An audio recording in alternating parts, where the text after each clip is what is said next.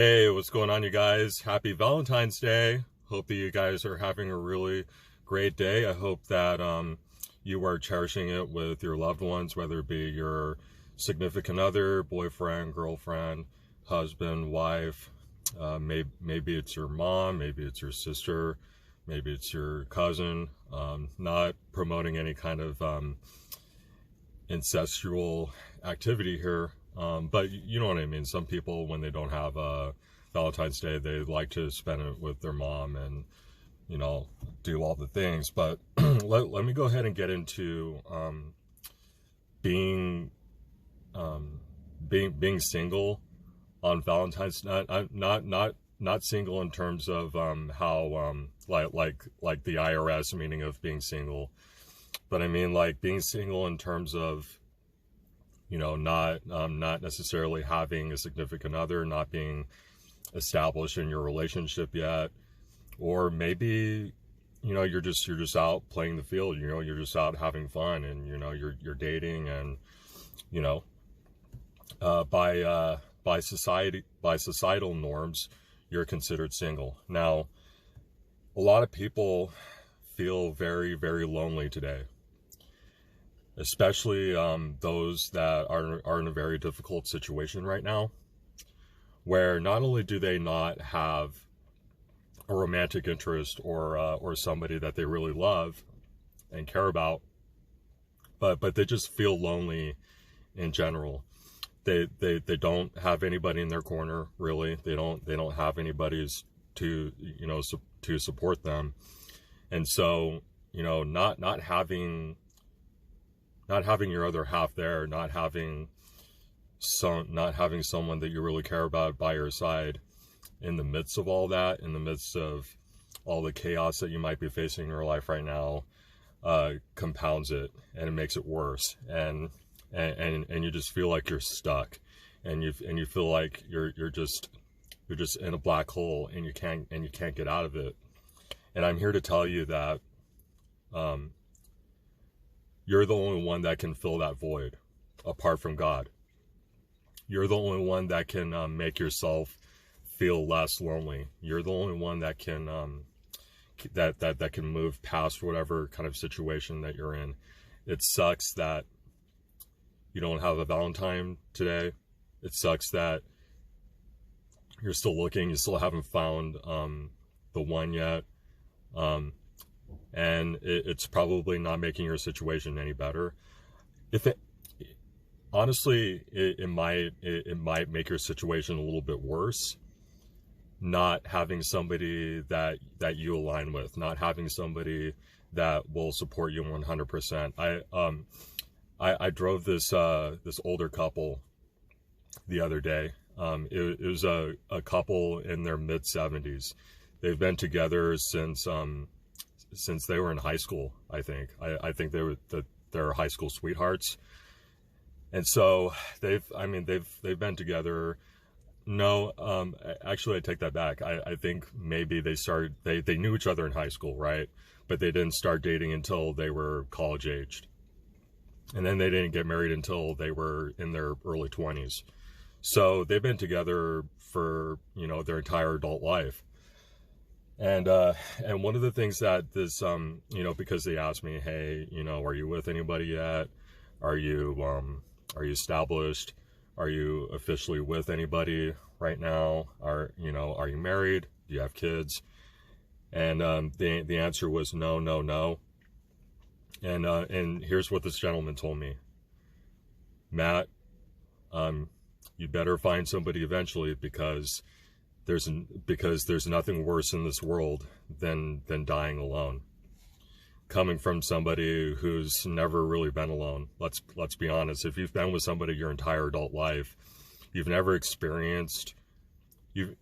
It's like yeah. I mean, you have somebody to go through all the ebbs and flows with you, and to go through all the struggles, and to help you grow as a person. But then you never really give yourself the opportunity to do that on your own. I really don't think that you really get to know yourself unless you spend some time, you spend at least a few years figuring it out on your own. Because once you figure it out on your own, well, then now you can bring somebody along with you that will help you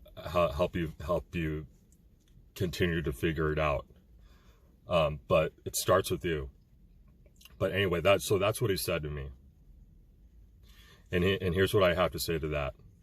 No, that's not the worst thing in the world. You know, it's actually worse than dying alone. Is to die with somebody, or to die before somebody that makes you feel like you're alone. I honestly don't think that there's anything worse than that, to be honest. And there's far too many people out there that, you know, and look, I'm not saying that it doesn't happen. You know, you get married when you're 20 years old and you spend the rest of your life with that person, and you're 80 years old and you've been together for 60 years. I'm not saying that that doesn't happen, and that people that do that aren't truly happy, but it's an anomaly, right? It's something that's very, very rare. I know far too many people that got married between the ages of 18 and 30, and let me tell you, some of them are either very miserable, or you know, they're putting on this whole facade, you know, like, you know, everything's good, you know, like their wife's doing okay, you know, their marriage is great, blah blah blah, or they're on the verge of divorce if they haven't gotten divorced already, and some of them, and it continues to be a cycle, right? Then they get married to somebody else, and then that turns into a second divorce, and then they get married to somebody else, and that turns into a third divorce, and then before long, you become expendable. You start to develop this reputation of not being able to commit, and not being able to love somebody in the way that they deserve to be loved. And you know, I hate to break it to you, but according to statistics, anybody that gets married between 18 and 30 falls into one of those categories, as opposed to people that wait to get into serious relationships. They wait to get engaged, they wait to get married, they wait to have kids after they're 30, 35 years old. That's a proven fact. That's a proven statistic. You know, but there's nothing worse to me than that. Dying alone with somebody that makes me feel like I'm alone. Because here's how you have to look at it, especially those of you guys out there. Out of every 10 women, only one of them will align with you. Only one of them will truly appreciate you. They'll love you unconditionally, and they'll truly care about you. The good, the bad, the ugly, you know, till death do you part. One out of every 10 women will do that for you. So it's okay to, you know, date the other 9 and then kind of figure it out, get to know yourself a little bit more, what you don't like, what you do like, and just give yourself some time. Don't be in a rush. And if you are alone today here on Valentine's Day, whenever it is you watch this, I'm not going to post this until tonight. I actually got to start back up work right after I get done with this video, so I'm not going to post it tonight.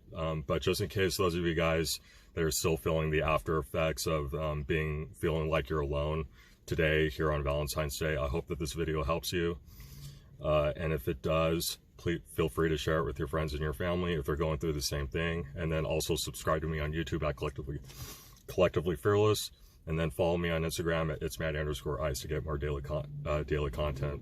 Not daily content, but as often as I can post these videos. So anyway, guys, hope you have a great Valentine's Day.